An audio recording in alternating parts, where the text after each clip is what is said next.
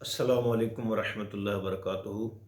الحمد للہ وحدہ والصلاة والسلام علی من لا نبی بعدہ، اما بعد فاعوذ باللہ من الشیطان الرجیم، بسم اللہ الرحمن الرحیم۔ قال النبی صلی اللہ علیہ وسلم اظلہ اللہ فی ظلہ یوم لا ظل الا ظلہ، رجلان تحابا فی اللہ اجتمعا علیہ وتفرقا علیہ۔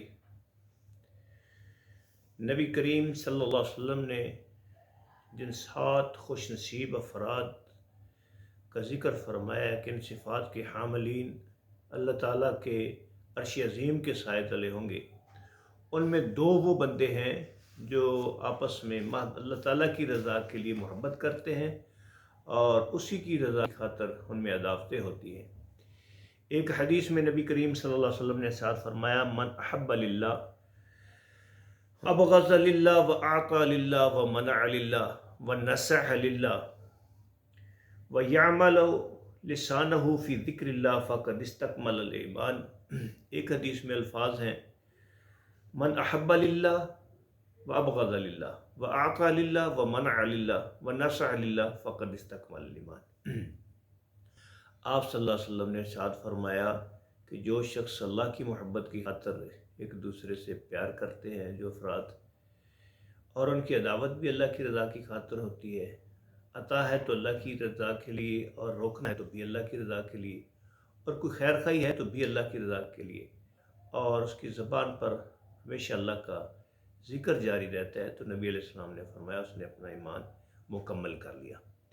ایک حدیث میں ہے، نبی علیہ السلام نے فرمایا، ان اللہ تعالی یقول یوم القیامہ، اللہ تعالیٰ قیامت والے ارشاد فرمائے گا، این المتحابون بجلال اليوم اظلهم فی ظلی یوم لا ظل الا ظلی۔ بے شک اللہ تعالیٰ قیامت کے دن ارشاد فرمائے گا، آج میری خاطر محبت کرنے والے کہاں ہیں؟ میں نے اپنے سائے میں جگہ دیتا ہوں، جبکہ آج میرے سائے کے علاوہ کوئی سایہ نہیں ہے۔ اللہ تعالیٰ کے لیے ایک دوسرے سے محبت کرنا ان 3 اعمال میں سے ایک ہے جن کے ساتھ ایک مومن ایمان کی لذت محسوس کرتا ہے۔ نبی رحمت صلی اللہ علیہ وسلم نے ارشاد فرمایا، ثلاث من کن فیہ وجد حلاوت الایمان، کہ 3 خصلتیں ایسی ہیں کہ جس شخص میں موجود ہوں تو ان کے ذریعے وہ ایمان کی لذت اور اس کی حلاوت کو محسوس کرتا ہے۔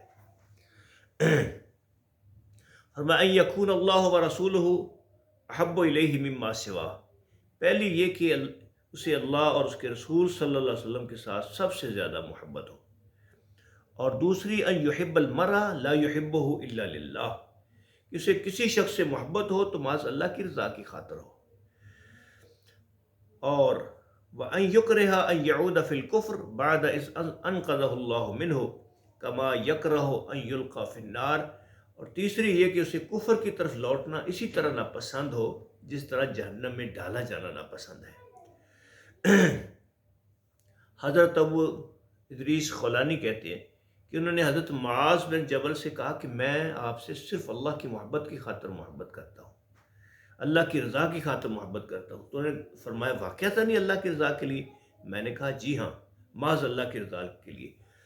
تو انہوں نے ارشاد فرمایا، آپ کے لیے مبارک ہو، خوشخبری ہو، کیونکہ میں نے نبی رحمت صلی اللہ علیہ وسلم سے یہ سنا ہے۔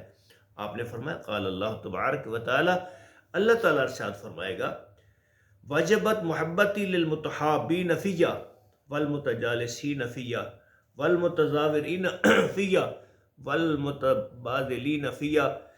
اللہ تعالیٰ ارشاد فرماتا ہے کہ میری محبت ان لوگوں کے لیے واجب ہو جاتی ہے جو میری رضا کے لیے ایک دوسرے سے محبت کرتے، ایک دوسرے سے مل بیٹھتے، ایک دوسرے کی زیارت کرتے اور ایک دوسرے پر اپنا مال خرچ کرتے ہیں۔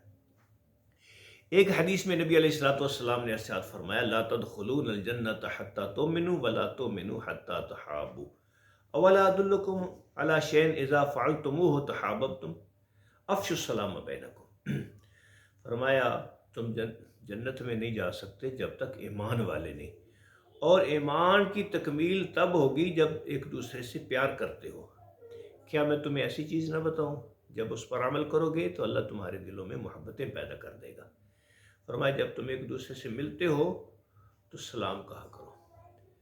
اللہ تعالیٰ ہمیں یہ توفیق عطا فرمائے کہ ہم ایک دوسرے سے محض اللہ کی رضا کے لیے محبت کرنے والے بنیں، اور اگر کوئی ناراضگی ہے تو اللہ کی رضا کے لیے، عطائیں ہیں تو اللہ کی رضا کے لیے، روکنا ہے تو اللہ کی رضا کے لیے اللہ ہمیں ایک دوسرے سے محبت کرنے کی، اللہ کی رضا کی خاطر محبت کرنے کی توفیق عطا فرمائے۔ السلام علیکم ورحمۃ اللہ۔